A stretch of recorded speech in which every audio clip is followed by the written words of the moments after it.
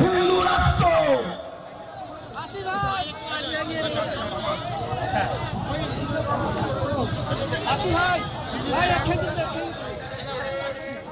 এই গরমেতে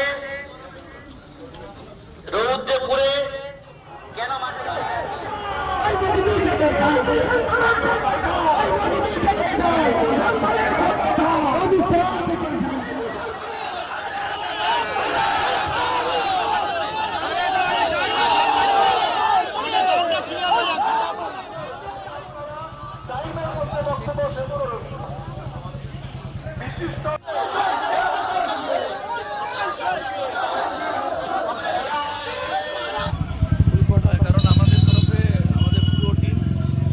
আমরা যারা প্রতিবাদে সামিল হতে চাইছেন বা উদ্যোক্তা ইত্যাদি যারা আছেন, কারণ এটা তো কোনো খুব একটা অর্গানাইজ ফর্ম নেই, আমরা যতটা সম্ভব পেরেছি তাদের কাছে রিচ আউট করেছি যাতে না আমাদের মধ্যে কোনো মিসকমিউনিকেশান থাকে।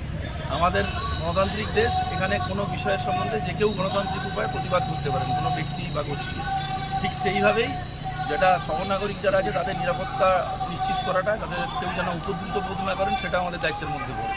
তো সেটাতে মেজরিটি লোক সবসময়ই সেটা মেনটেন করার চেষ্টা করেন। কিছু থাকে নিশ্চিতভাবেই তাদের একটা সবসময় একটা বিশৃঙ্খলা তৈরি করার দিকে একটা থাকে, প্রবণতা থাকে।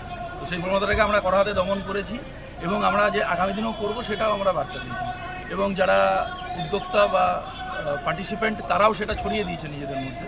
ন্যাচারালি এই যে খুব অল্প সংখ্যকের মধ্যে এই ধরনের কিছু থাকে চিন্তাভাবনা, তারা বিচ্ছিন্ন হয়ে গেছে। তো যার জন্য বিষয়টা শান্তিপূর্ণ হয়েছে। ধন্যবাদ। Thank you.